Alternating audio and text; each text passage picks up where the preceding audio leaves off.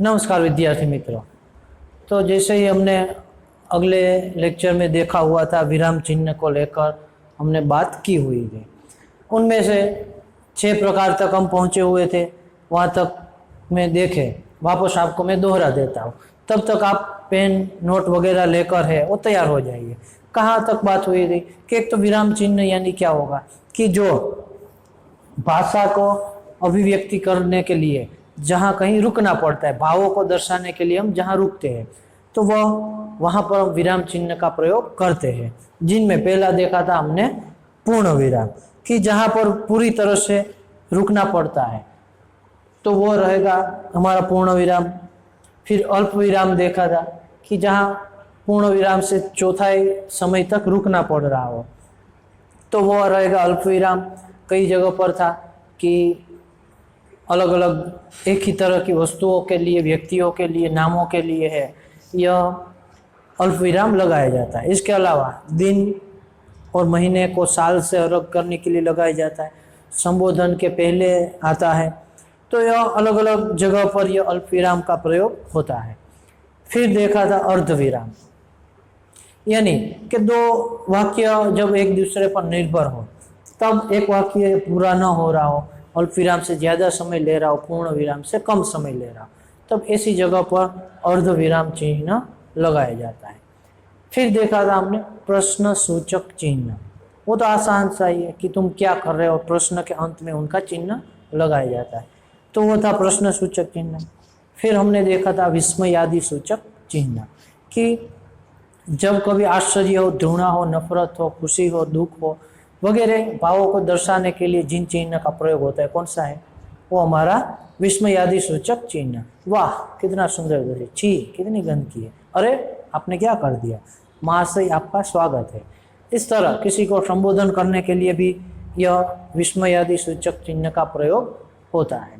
इसके बाद हमने क्या देखा था, विवरण चिन्ह, कि कोई एक शब्द के बारे में हमें विस्तार से बोलना हो तब वो शब्द फिर उनका वाक्य और उनके बीच विवरण चिन्ह है वो रहेगा, 2 डॉट कहे और फिर लाइन डैश कहे वो, तो इस तरह का विवरण चिन्ह। यह कुल मिलाकर हमने 6 प्रकार देखे थे। ठीक है, अब हम 7वें प्रकार की ओर।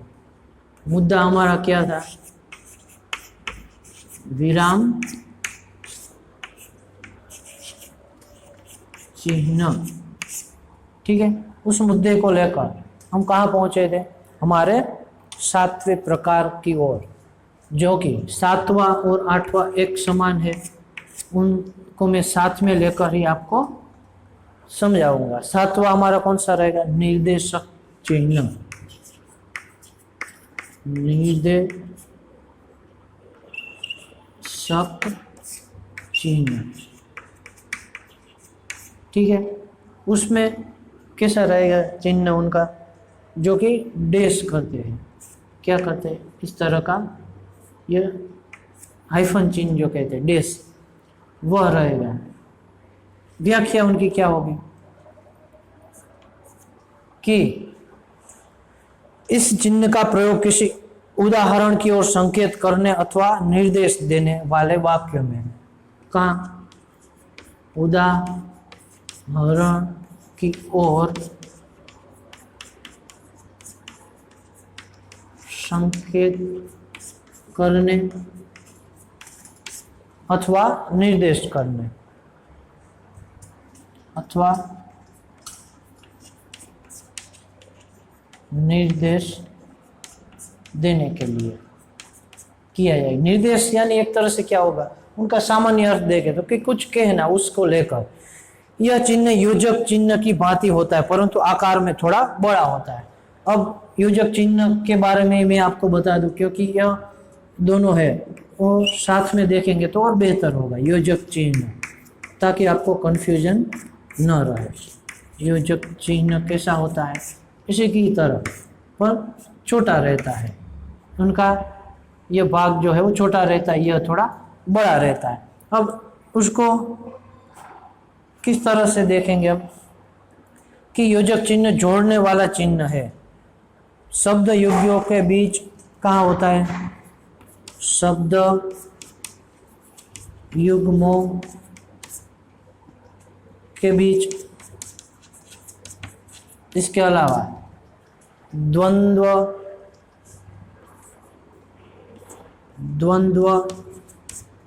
तथा तत्पुरुष समास में, ठीक है। इसके बाद देखें तो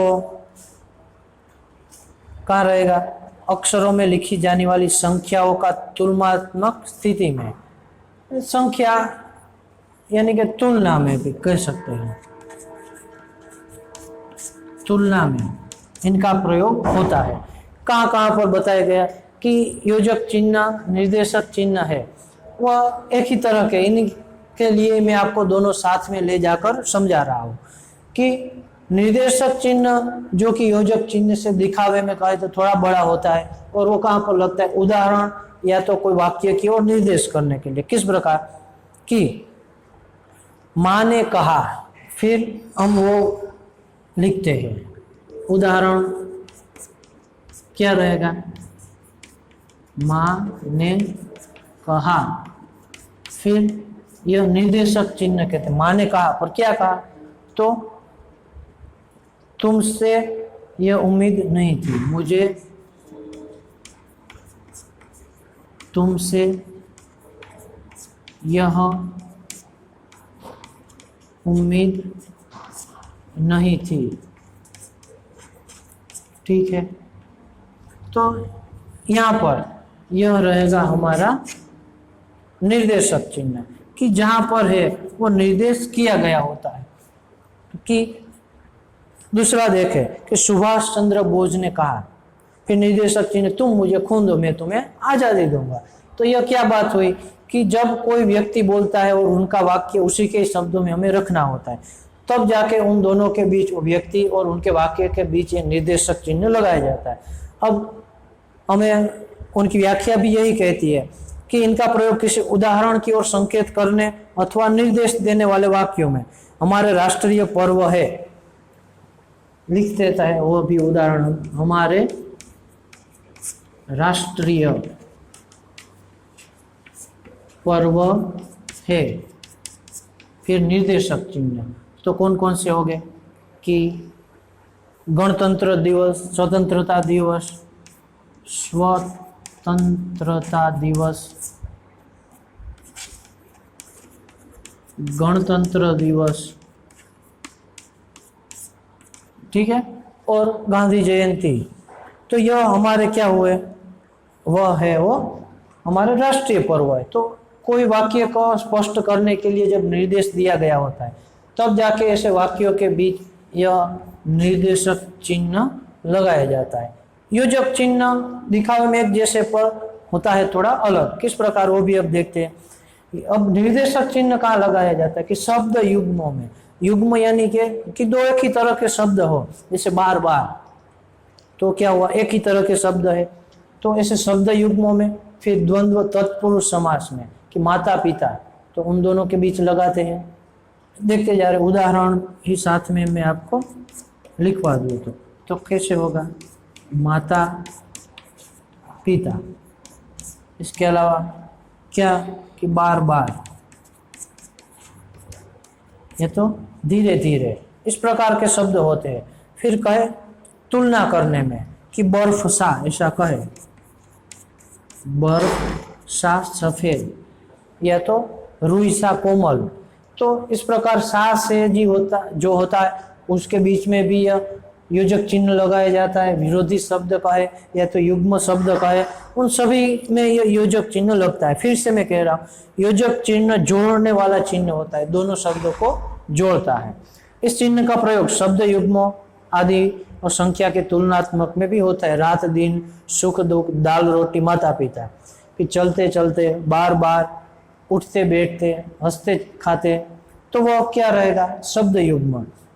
फिर एक चौथाई, चांद सी सूरत, रुई सी सफेद, दो तिहाई, एक चौथाई कहे, एक चौथाई, तो एक का चौथा भाग, तो वहाँ पर भी योजक चिन्ह लगाया जाता है। ठीक है, तो यह रहा हमारा योजक चिन्ह। अब दोनों में समानता भी एक तरह की है कि दिखावे में देखे तो समान है, पर वैसे होता नहीं, ये थोड़ा बड़ा रहता है, ये थोड़ा छोटा रहता है। अब मैं इनका सामान्य तफावत बताऊं जो आपको आसानी से समझ जाए, तो कौन सा रहेगा कि जब शब्दों को जोड़ना हो हमें तब जाके योजक चिन्ह रहेगा, और जब वाक्य हो दो अलग अलग उसे हमें जोड़ना हो तो निर्देशक चिन्ह रहेगा। ये सबसे सामान्य बात है कि पूरे दो वाक्यों के लिए जब आती हो तो निर्देशक चिन्ह लगाया जाता है, दो शब्दों की ही बात हो तब योजक चिन्ह लगाया जाता है। ठीक है, तो ये आसान सी बात है, जल्दी से नोट कर लो। अब आगे इसमें मैं नहीं लिख पाऊंगा, फिर जाके मैं आपको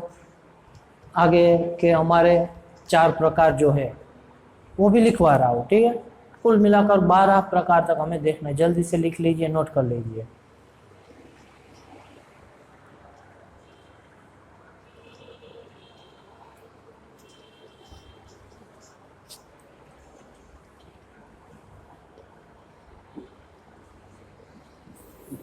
साथ साथ में भी यदि आप लिख सकते हो तो भी लिखना है, पर पहले समझ लेना है। शायद लिखने में तो आप इधर उधर हो सकता है कर सकते हैं, पर समझना पहले जरूरी है, इसलिए समझना ठीक से है, शायद लिखने में भले ही थोड़ा पीछे रह जाए। ठीक है, देखते आगे की ओर। तो हमारा 9वां प्रकार जो रहेगा कौन सा है? लाघव चिन्ह। लाघव चिन्ह यानी कैसे होता है कि जो डॉट करते हैं ना आप पर, बड़ा सा ये थोड़ा रहता है डॉट, वह मैं व्याख्या वगैरह लिखवाऊंगा कहूंगा तब आपको थोड़ा समझ में आएगा कि हाँ ये तो पता है हमें कि जब वाक्यों में शब्दों को संक्षिप्त रूप में लिखा जाता है, कहाँ इनका प्रयोग होता है? शब्दों को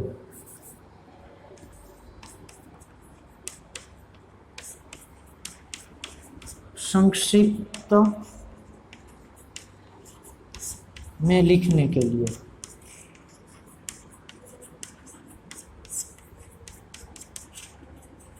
संक्षिप्त में यानी कैसे? उदाहरण लिखवा दूं तो अभी आपको पता लग जाएगा। जैसे कि उदाहरण भी हम लिखते हैं तो यहाँ ये डॉट किया, ये लाघव चिन्ह नहीं हुआ। जैसे कि ऐसा हम लिखते हैं डॉक्टर, तो ऐसा करते हैं, उनका वास्तविक अर्थ क्या होता है? यह पूरा डॉक्टर। यह तो ऐसा का है कि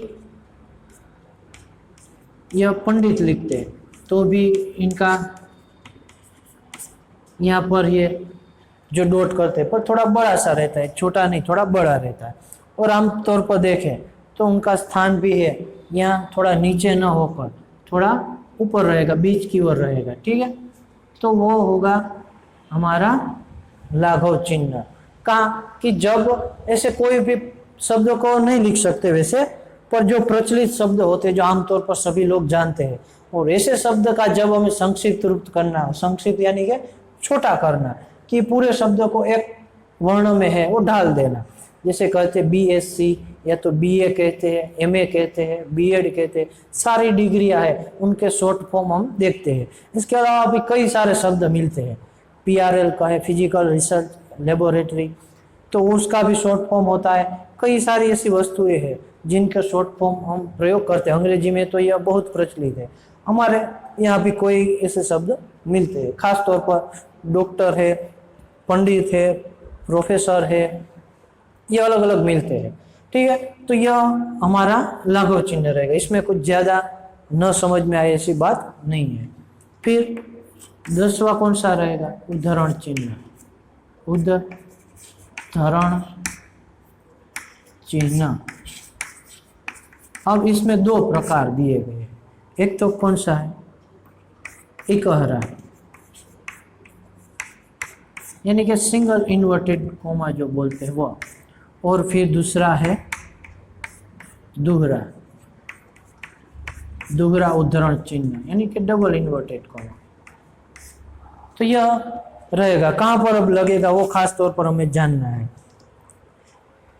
इकहरे के बारे में देखें तो उपनाम हो किसी का, पुस्तक का नाम हो,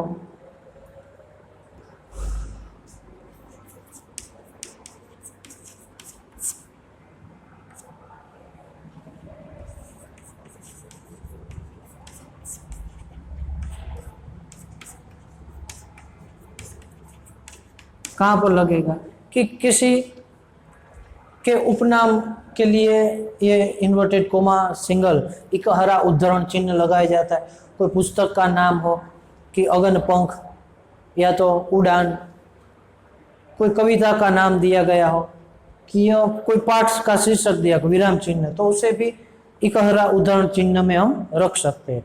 तो यहाँ रहेगा जैसे कि शिव मंगल सिंह सुमन, पद्मश्री श्रीमती श्यामा चोना, सूर्यकांत त्रिपाठी निराला उनका उपनाम है तो उसके पास।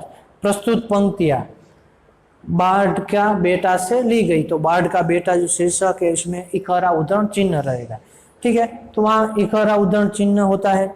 फिर दोहरे में देखें तो कहाँ लगाया जाएगा, किसी व्यक्ति के कथन या वाक्य को उसी रूप में,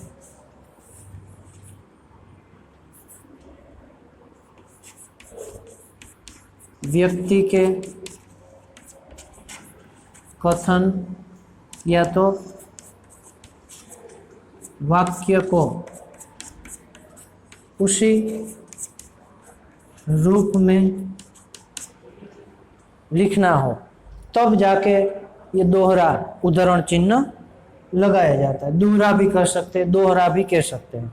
जैसे सुभाष चंद्र बोस ने कहा था, फिर अल्प विराम, फिर ये डबल इन्वर्टेड कोमा में, ये तो कहते हैं कि इनका उदाहरण देखें तो क्या कहा, महात्मा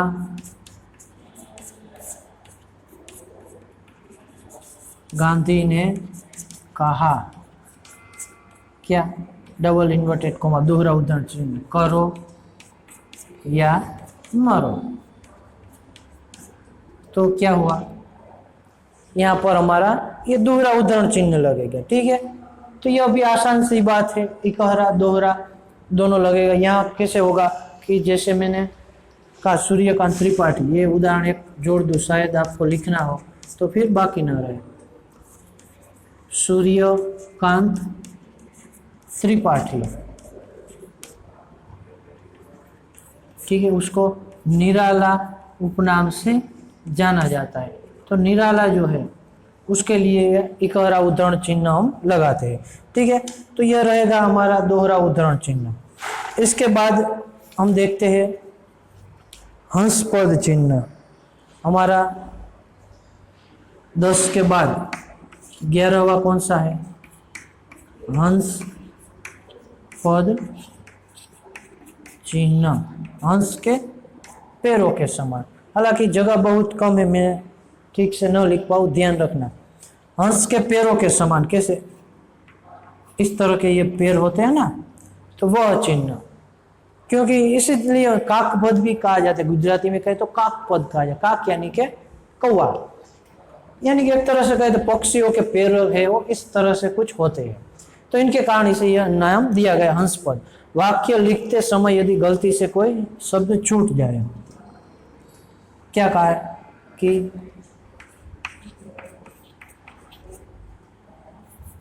शॉर्ट में लिख देता हूं, शब्द छूटने पर लगाया जाता है। कब, कि जब वाक्य हम कोई लिख रहे होते हैं और वाक्य पूरा कर लेते हैं, पर फिर जाके हम वापस पढ़ते हैं तो देखते हैं कि यहाँ तो हम शब्द जो लिखना था वो तो भूल गया, तो तब जाके है वह जो वाक्य आया हो। जैसे कि मैं उदाहरण कहूँ, कल मेरे आने वाले हैं, ऐसा उदाहरण दिया है कि कल, उदाहरण रहेगा कल मेरे, यहाँ मामा जी लिखना है, भूल गए थे, जिनके कारण क्या होना है, मामा जी, यह ऊपर लिख देना है। यह जैसे यह हंसपद चिन्ह किया हुआ होता है उसके ऊपर लिख देना है, कल मेरे आने वाले हैं। ठीक है, तो यह क्या हुआ कि हंसपद चिन्ह हमने लगाया, क्योंकि वाक्य लिखते समय यदि गलती से कोई शब्द छूट जाए तो उसे लिखने के लिए हंसपद अथवा त्रुटि पूरक का प्रयोग किया जाता है। इसे त्रुटि पूरक चिन्ह भी कहा जा सकता है, क्योंकि हमारी एक त्रुटि रह गई, खामी रह गई, भूल रह गई, जिनको पूरने के लिए यह चिन्ह लगाया गया और इसके लिए शब्द जो थे वो ऊपर लिखे गए। तो यह क्या रहेगा, हमारा हंसपद चिन्ह। इसके अलावा भी एक चिन्ह हमारा बाकी रह जाता है, उनके लिए भी जगह है, वो नहीं बच रही है। जल्दी से आप नोट कर लो, ठीक है। तब तक मैं थोड़ा कुछ बोल देता हूँ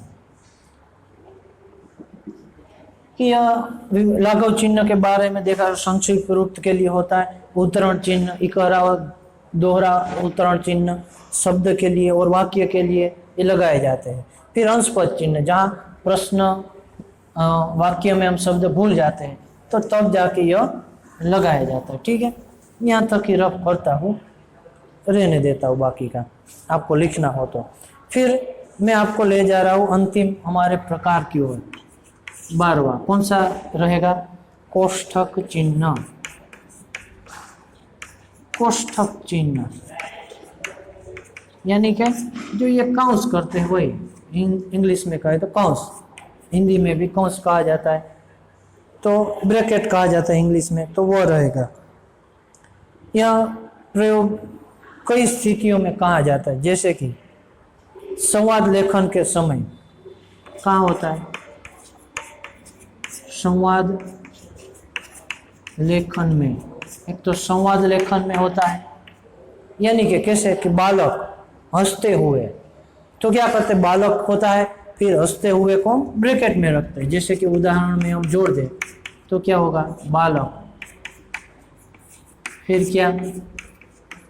हंसते हुए, यहाँ ये ब्रैकेट हुआ, फिर उनका ये पूरा वाक्य रहेगा कि तुम मेरा क्या बिगाड़ लोगे, ऐसा कहता है। चाहे वाक्य तो कोई भी हो, हमें तो यहाँ क्या समझना है कि कोई भी क्रिया हो, जब संवाद लेखन हो रहा है तो बाहर उनके संवाद को दर्शाने के लिए यह कोष्ठक में उनके शब्द लिखे जाते हैं, उनकी क्रियाएं लिखी जाती है, तो वह एक जगह है। इसके बाद दूसरा क्रम संख्या दर्शाने के लिए, क्रम संख्या दर्शाने, ठीक है। वहाँ कैसे? जैसे कि कहे कि प्रश्न 1 क ख वगैरह ये होता है ना, तो यहाँ पर भी हमने क्या किया? कोष्ठक चिन्ह लगाया। फिर जाके वाक्य में प्रयोग किसी कठिन शब्द के अर्थ के लिए, सामान्य क्या होगा? कठिन शब्द के अर्थ के लिए, जैसे कि वाक्य हम लिख रहे हो, बोल रहा हो कि मौखिक भाषा का उच्चारण किया जाता है। उच्चारण यानी बोलना, तो मौखिक भाषा का उच्चारण, फिर बोलना जो है उसे कोष्ठक में रखते हैं। मौखिक भाषा का उच्चारण किया जाता है यानी कि बोला जाता है, तो यह क्या रहा? हमारा होगा कोष्ठक चिन्ह। तो इस प्रकार कुल मिलाकर ये 12 विराम चिन्ह है, जिसे हमें भाषा में ठीक तरह से प्रयोग करने, और यदि ठीक तरह से प्रयोग किया होगा तो ही सही अर्थ में हम सामने वाले की ओर प्रस्तुत कर पाएंगे, ठीक है। तो ये समझ लेना है, इनमें लिखवाया हुआ सारा कुछ आपको लिख लेना है, नोट कर लेना। व्याकरण के अलग भाग में है, वो जोड़ देना है, ठीक है। फिर इनकी विशेष समझ के लिए मैं आपको एक वीडियो की ओर भी ले जाऊंगा, तो उसे भी ध्यान से देखिएगा। पर यह लेक्चर हमारा यहाँ पूरा होता है। अब चलते हम वीडियो की ओर। विराम चिन्ह। विद्यार्थीगण, आज हम विराम चिन्ह के विषय में जानेंगे और समझेंगे कि विराम चिन्ह किसे कहते हैं और विराम चिन्ह के कितने प्रकार होते हैं। विद्यार्थीगण, आइए समझें। कक्षा में यह विद्यार्थी स्वलिखित पत्र को पढ़ रहा है। आओ हम भी इस पत्र को पढ़ें। प्रिय मित्र, नमस्कार। आज ही तुम्हारा पत्र मिला। मुझे यह जानकर बहुत खुशी हुई कि तुमने इस बार भी अपने विद्यालय में सबसे अधिक अंक प्राप्त किए हैं। तुमने यह प्रमाणित कर दिया, परिश्रम का फल मीठा ही होता है। तुमने साल भर जो परिश्रम किया उसका फल तुम्हें मिला। अंत में पत्र को मैं इस उम्मीद के साथ समाप्त करता हूँ कि तुम भविष्य में बड़ी सफलता प्राप्त करोगे। अपने माता पिता को मेरा प्रणाम तथा छोटी बहन को प्यार कहना। तुम्हारा मित्र क ख ग। क्या इस पत्र के पठन पर आपको ज्ञात हुआ? पत्र में विराम चिन्हों का गलत प्रयोग किया गया है। आइए इसी पत्र को सही विराम चिन्हों सहित पढ़ें। प्रिय मित्र, नमस्कार। आज ही तुम्हारा पत्र मिला। मुझे यह जानकर बहुत खुशी हुई कि तुमने इस बार भी अपने विद्यालय में सबसे अधिक अंक प्राप्त किए हैं। तुमने यह प्रमाणित कर दिया, परिश्रम का फल मीठा ही होता है। तुमने साल भर जो परिश्रम किया उसका फल तुम्हें मिला। अंत में पत्र को मैं इस उम्मीद के साथ समाप्त करता हूँ कि तुम भविष्य में बड़ी बड़ी सफलता प्राप्त करोगे। अपने माता पिता को मेरा प्रणाम तथा छोटी बहन को प्यार कहना। तुम्हारा मित्र क ख ग। आपने समझा, यदि गलत विराम चिन्हों का प्रयोग किया जाए तो भाषा बिगड़ जाती है और अर्थ भी स्पष्ट नहीं हो पाता। रुको मत जाओ, रुको मत जाओ। उपर्युक्त दोनों वाक्यों में समान शब्दों का प्रयोग हुआ है, परंतु विराम चिन्ह के अलग अलग स्थान पर प्रयोग होने से दोनों वाक्यों का अर्थ बदल गया है। अर्थात भाषा में भावों अथवा अर्थ की स्पष्टता के लिए जिन चिन्हों का प्रयोग किया जाता है वे विराम चिन्ह कहलाते हैं। विराम का अर्थ होता है रुकना। बोलते और लिखते समय यदि हम इन चिन्हों का उचित प्रयोग नहीं करेंगे तो हम अपनी बात दूसरों तक पहुंचाने में सफल नहीं हो पाएंगे। अतः विशेष तौर पर लिखते समय हमें इन विराम चिन्हों के उचित प्रयोग पर अवश्य ध्यान देना चाहिए। हिंदी भाषा में प्रयुक्त होने वाले प्रमुख विराम चिन्ह इस प्रकार हैं।